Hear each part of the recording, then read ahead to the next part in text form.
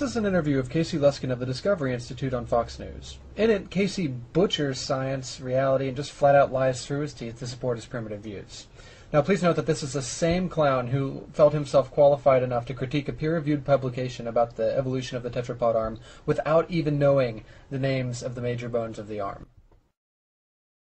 Welcome back. When a Texas Board of Education approved objections to evolution in textbooks, the fight over how to teach the subject, evolution, should have been over. But some textbooks are still getting it wrong, raising the question, should the board be stripped of its power to choose textbooks? Joining us right now from the Discovery Institute, an organization that has been heavily involved in the Texas case, is Casey Luskin. Good morning to you, Casey. Thanks for having me. Okay. Now, your problem, and the whole thing, creationism versus Darwinism, is white hot these days. Your main problem with science books is that they take a one-sided look at evolution, right? That's exactly right. Unfortunately, the vast majority of biology textbooks today really censor from students any of the science that challenges Darwin.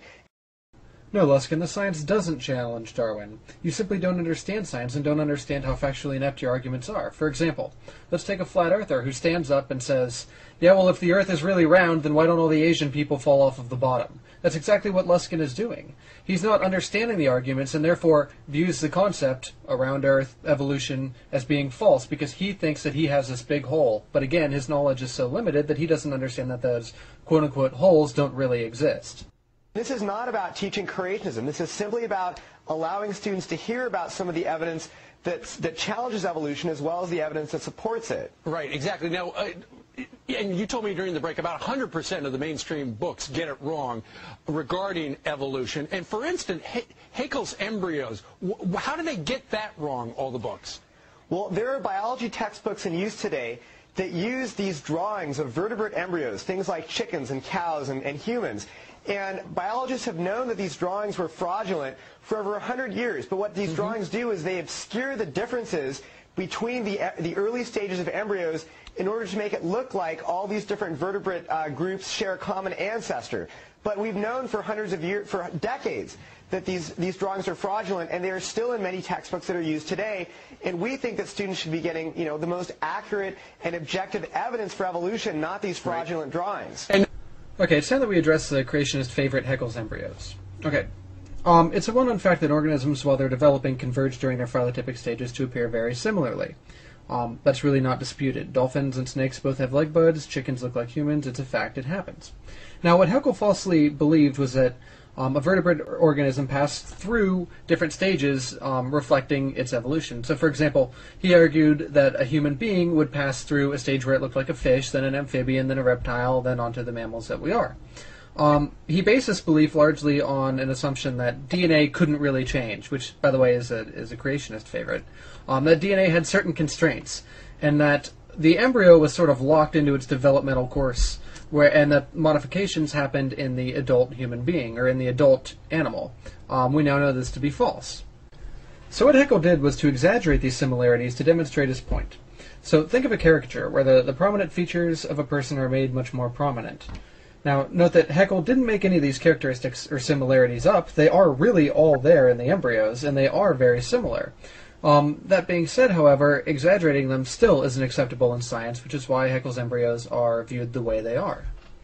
Note that the ironic thing about this is that Luskin is doing the same exact thing Haeckel did. While Haeckel dishonestly exaggerated the similarities in the embryos, Luskin is dishonestly exaggerating the differences in the embryos. He's doing the exact same thing, although I would argue that what Luskin is doing is more immoral, simply because what Haeckel based his drawings on actually existed. These similarities are there. Whereas what Luskin is doing is he's trying to mislead you into thinking that there are no similarities whatsoever, which is more dishonest because he's fabricating something.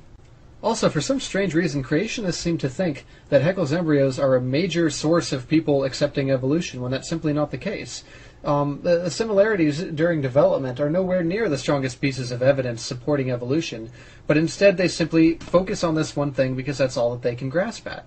It's actually kind of similar to people denying dinosaurs existed and finding one paleontologist who fabricated a dinosaur fossil so that he could get famous, and then they take that fossil and say, aha, this fossil is forged, all the books containing dinosaur fossils have it all wrong, it's completely wrong, dinosaurs never existed, we win. That's exactly what Luskin is doing, and that's exactly what creationists always do.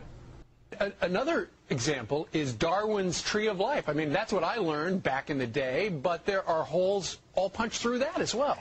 As we learn more and more about the DNA evidence, we're finding that when you take one gene, it gives you one version of the tree of life, but when you use a different gene, it gives you an entirely different version of the tree of life. I'd like to quickly point out that the last bit was a blatant lie. This is something that's been remarkably well studied, and every major gene in every organism not subject to horizontal gene transfer adheres to and completely supports the tree of life. Now, everything from the molecules in your eye helping you see to even snake venom completely adheres to the tree of life and supports it. I'll touch more on this here in 1 second. I'll let Luskin finish. An article in the journal New Scientist recently said that the tree of life is being, quote, annihilated, unquote, by the new DNA evidence. And yet when we look at textbooks, they present the tree of life as if it's an unadulterated fact. Folks, this is a perfect example as to why exactly you cannot trust these people. What the article in New Scientist demonstrated was that there was much more horizontal gene transfer early on than what we thought. So what is horizontal gene transfer? Well, it basically happens when two organisms of different species swap genes with each other. This happens mostly in bacteria and lower-level organisms. It's actually one of the major problems with antibiotic resistance in the sense that we all have normal flora and bacteria in our intestinal tracts. Well, what happens when we take antibiotics is that we select for our normal flora that are resistant to those antibiotics because they have the resistant genes. Now what happens later on when we get a pathogenic infection is that those resistance genes from our normal flora can actually be passed to the pathogenic bacteria, causing them to become resistant to antibiotics too. So what Casey Luskin is basically doing here is taking the example of New Scientist, which was that there's much more horizontal gene transfer in the lower tree of life than what we previously thought, and he's applying it to the entire tree, as if there's this murkying of the water between amphibians and reptiles and birds and mammals and things like that, which simply isn't the case. If anything, the article in New Scientist applied to the bottom 1/15th of the tree, where the remainder of the tree is perfectly intact. There is no horizontal gene transfer between larger organisms simply because that doesn't happen. Now, as far as why shouldn't that be included in the textbook, do you really think that it's appropriate to be telling a third grader, well, it's not really the tree of life, it's actually the web of life because there's much more horizontal gene transfer in far primitive organisms? No. Sorry, that's simply not appropriate. The tree of life is an appropriate description for the vast majority of the tree and for what's trying to be portrayed here. Luskin simply doesn't count on you being able to know that. So what it comes down to for you is 100%, near 100% of the textbooks get it wrong. You're not taking a side whether evolution is right or creationism right. You're just simply saying if the textbooks are going to be teaching evolution, get it right because everybody's getting it wrong. Well, we don't support the teaching of creationism, but we do support the teaching of good science. And the best science shows that there is a real scientific controversy over this. All right, Casey Luskin joining us from the Discovery Institute in Seattle. Casey, thank you very much. Thank you. There may be some sort of controversy in the land of dishonest troglodytes, but in the scientific community, there is no controversy, and there hasn't been for at least 100 years. Now, what gets me here the most is probably the hypocrisy. So, I mean, here we have a guy who's willing to go on the picture tube and tell lie after lie after lie and butcher science at the same time claiming to have the moral position and preserve science. I mean, even Holocaust deniers don't stoop to this level of hypocrisy. Casey Luskin of the Discovery Institute, ladies and gentlemen, give him a hand. And here it is, your moment of Zen.